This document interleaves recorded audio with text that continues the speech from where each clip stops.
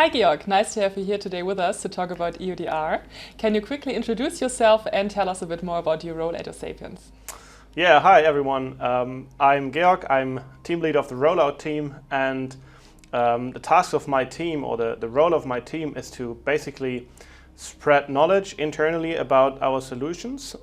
We are also doing pre-sales for our products, and we take care that both our customer and prospect-facing pitch decks are always up to date. And the last part is also that we take care of all the user manuals within our team. So in general, it's all about spreading and using the knowledge about the solutions that we have.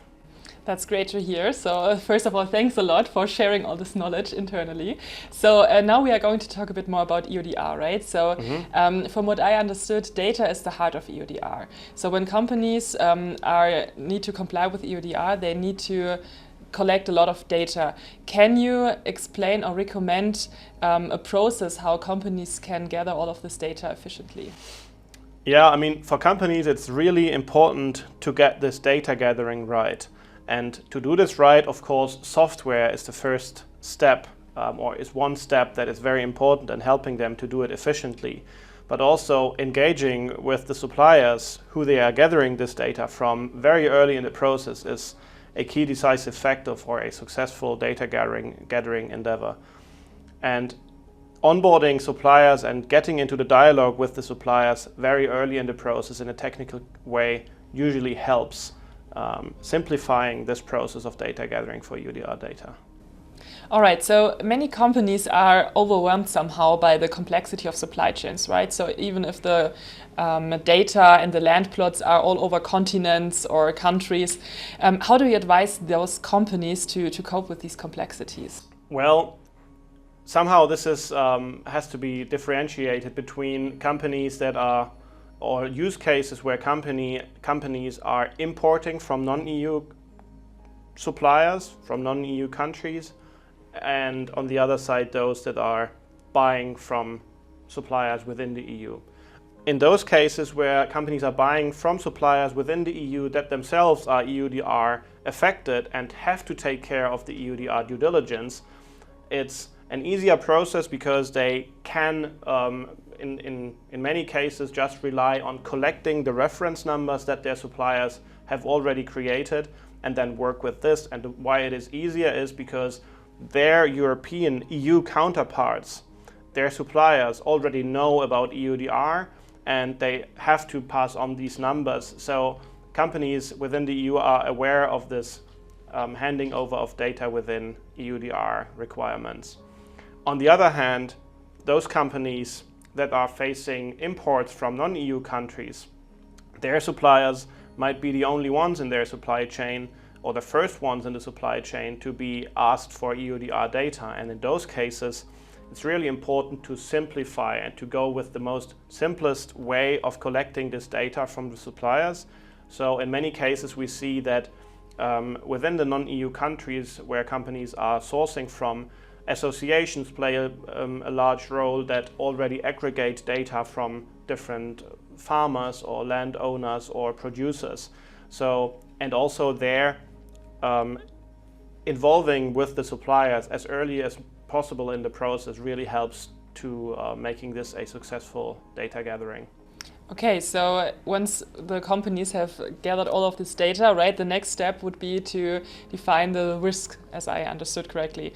What are the most common issues those companies face when they turn this data into actionable risk insights?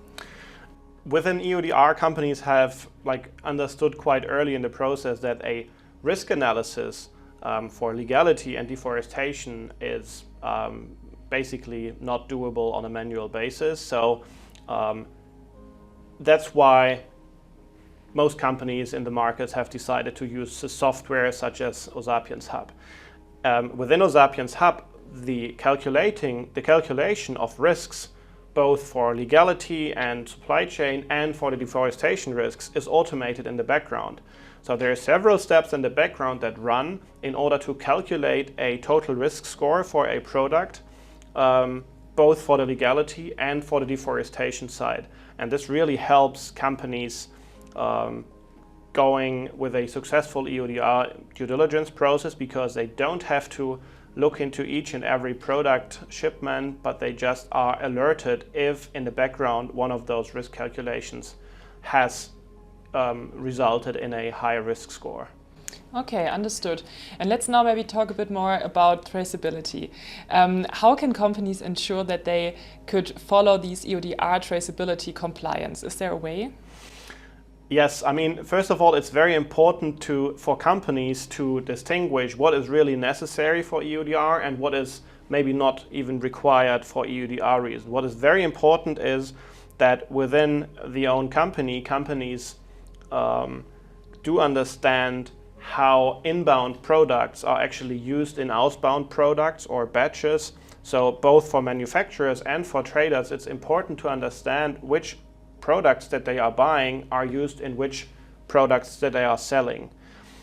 This is something that is very well done in osapiens Hub, for example, where this internal tracking can be done in different ways.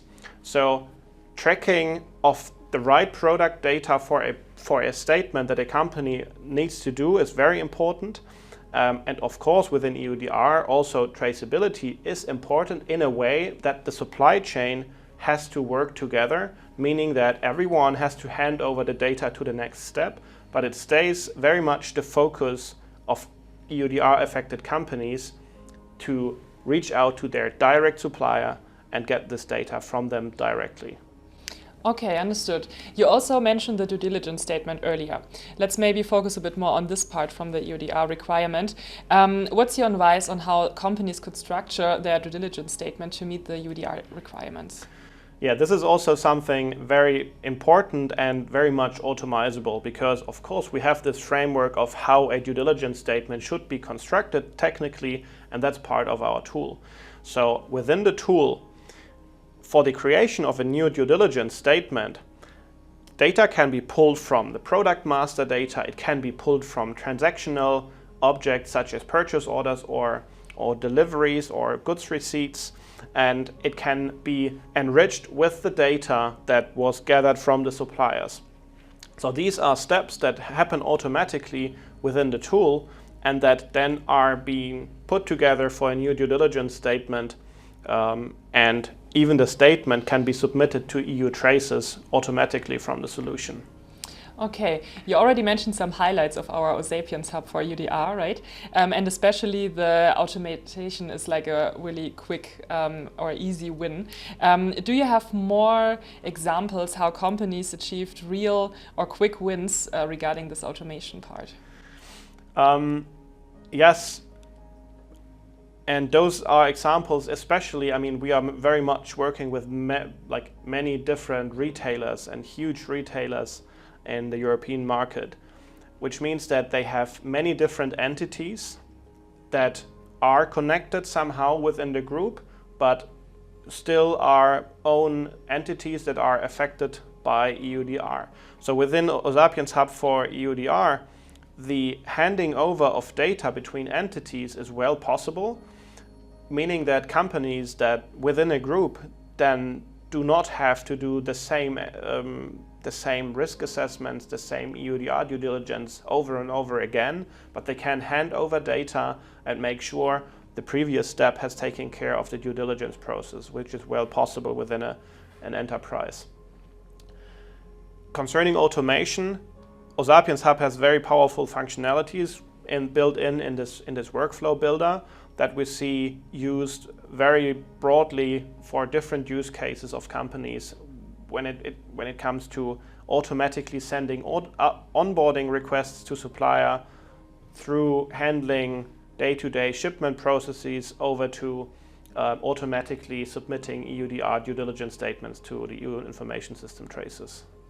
Okay, so to sum it up now, let's imagine there's a Chief Sustainability Officer just starting their EUDR journey. What would be your advice? What should be the first steps for him to take over this big challenge? Well, we are very often in this situation to talk to C-levels in companies that are in different project phases of EUDR, and some of them are quite at the beginning. And what we always recommend is a couple of very important steps. First of all, understand the business criticality of EUDR to be solved. So if they do not get EUDR solved, they might face problems trading their products in the future.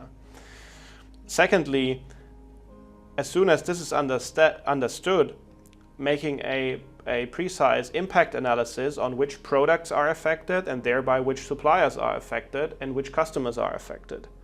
Then in the third step, or as one of three steps, very important to get the company engaged and get the right people from the departments such as purchasing, IT, legal, compliance, sustainability on one table to discuss how EUDR can be understood as an interdisciplinary project. And then, of course, get the right resources to implement a solution and to make sure that existing business processes can be mapped to a new EUDR reality. All right. Thanks a lot, Georg, for taking your time and explaining the EUDR journey for us. Thank you very much.